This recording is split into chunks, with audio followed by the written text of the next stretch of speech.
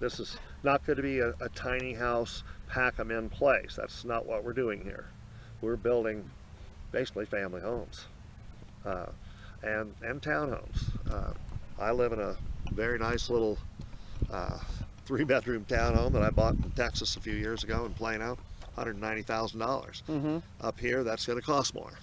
I don't think you can get that built here for $190,000. And by doing this first phase, which has a total of 69 either single-family homes or townhomes, and we're doing, I'll tell you, in my opinion, we're doing the prettiest part first. We will find out if there's market acceptance and if we can build. And it's not just me, we'll have a number of builders. We're going to invite builders from all up and down this valley to participate if they want to. We'll find out what the market acceptance is. I do plan to have a sort of a preview and give the folks here in Lake County sort of first shot at most of this.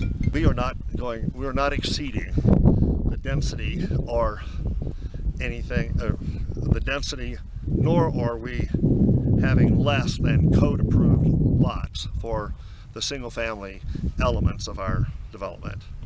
I'm aware of what larger stores can do to smaller stores and this kind of thing. This is not going to be a strip center. It's everything but that, and that's maybe causing a little bit of the difficulty in getting the PUD approved because it's not typical suburbia. We're not doing that. And once you study this plan, you'll see that the buildings for retail or office, whatever, are small buildings. They're not large buildings. Probably the largest building we'd ever build here would be a new supermarket. We don't have anybody lined up for that yet, but we will. That'd be good news to a lot of people in town. Yeah, and so we've even made the parking not your typical strip mall type parking. We've done everything we can to enhance Leadville, not duplicate it, but enhance it and blend with it, and that's what we're going to do. I honestly believe that there's going to be a lot more business for all of Lake County as this project populates. You're talking about potentially a couple hundred families, and hopefully most of those go to people that work and live here, or that want to live here and work down valley or whatever. So we will. We're not bringing in any Home Depot or big box stores. Right, your plan wouldn't provide for that in terms of... It would not provide for that. Yeah. That's not to say we might not have a hotel here someday on this property, but there could be some retail opportunities, hopefully, and this is what's happened in my developments whenever I've built these buildings. It brings in services and other businesses that are not here, because they now can see that, hey, maybe we can start our second store in Leadville.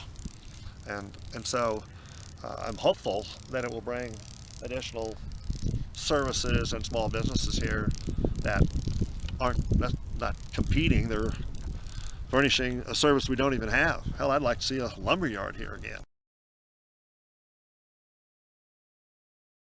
Two things. The infrastructure costs are enormous, both because of the weather and the temperature.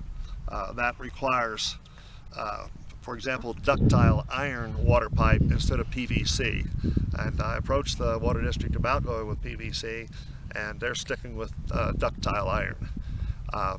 The cost of that pipe is $18.37 a foot, and it's much more expensive to install. So in order to not price yourselves out of a market or make it affordable, you have to go with some density in order to justify the infrastructure costs.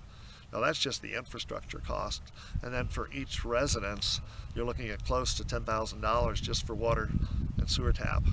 And the density is something that makes it work.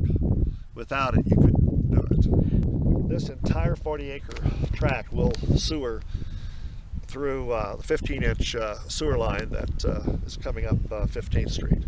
So that's a blessing.